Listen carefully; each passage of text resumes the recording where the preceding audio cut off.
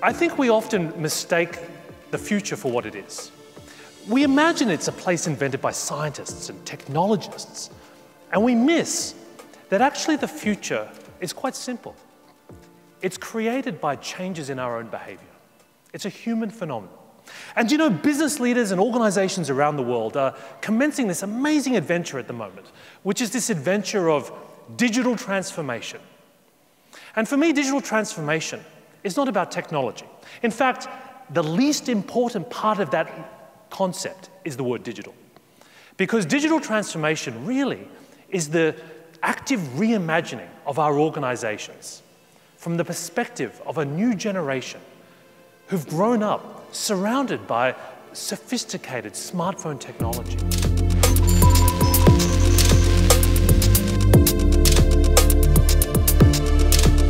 Because what did you do as your young children were growing up, as they started crying and demanding your attention?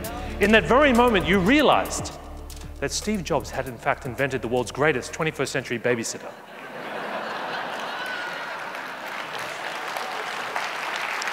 Who would have thought?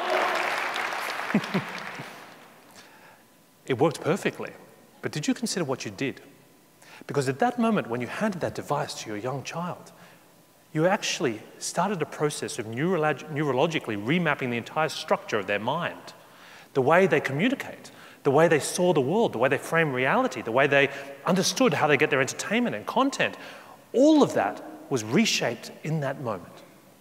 And we're only at the very beginning of trying to understand now the implications this will have as this generation gets older, joins the workforce, become consumers, and start making decisions for themselves. If you don't believe me, just consider how much your own behavior has changed in the last 5 years.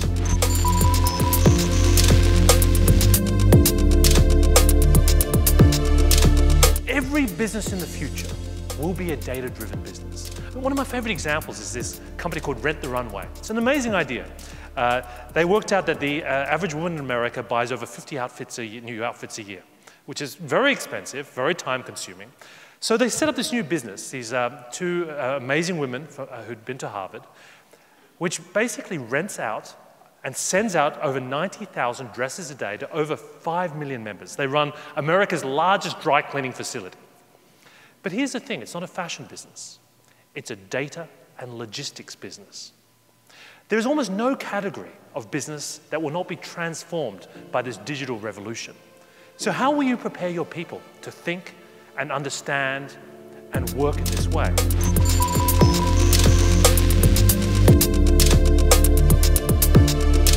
What are the most valuable skills that your employees and co-workers will need to learn to solve 21st century problems? I don't know about you when you were growing up. I grew up in the 80s, which means that the kind of game that all the kids played when I was at school was the Rubik's Cube. Now, I was terrible at this game. In fact, this was my attempt at solving the Rubik's Cube. But it's interesting to think how kids today would approach this problem.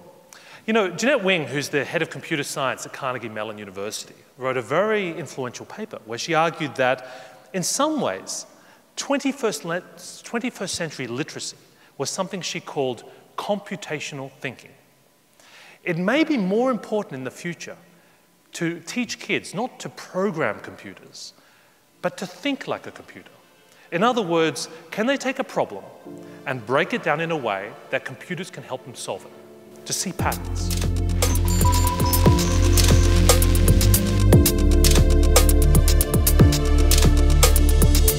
What does it take to build a culture of transformation? In other words, what is it that these very digital, very innovative, very fast-moving companies do and know that the rest of us and big traditional companies seem to miss? So my starting point on this is simple. Startups don't count. If anyone ever comes to you and tells you that startup X, Y, or Z has an amazing culture, just laugh at them. Because, quite frankly, if you can't have great culture when you have 10 people, you've got a serious problem. It's much harder when you have 1,000 people or 10,000 people. Big companies have a unique challenge.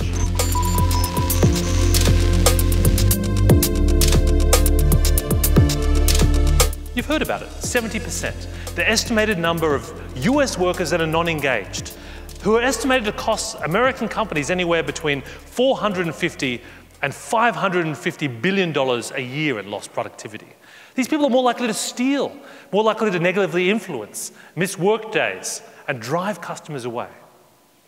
Look to the person next to you. If they're not taking notes, we know who we're talking about. But they worked out that only 41% of employees actually even knew what their company stood for and how its brand was any different to its competitors. This is a disaster. You're not going to fix this by having a tug of war or having casual Fridays or free beer.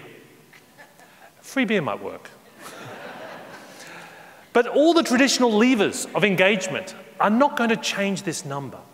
Because at the heart of this, I think, is a problem of scale. When companies get big, you lose your sense of perspective, where you fit in, what your purpose is. As we start to think about this, I want you to realize that you're not alone. It's not just traditional businesses that are struggling with this idea of engagement and kind of mass learning and innovation. Some of the world's most innovative companies struggle with it. Reed Hastings famously said that the thing that keeps him awake at night is talent density. What he's terrified is that he's going to start one day hiring people that are more process-driven than performance-driven. You know the process-driven people, right? They're the ones who want to keep adding pages to the employee handbook, right? Performance-driven people aren't so concerned about the rules and regulations. They're there to work out how to constantly improve what the company does from the perspective of the customer.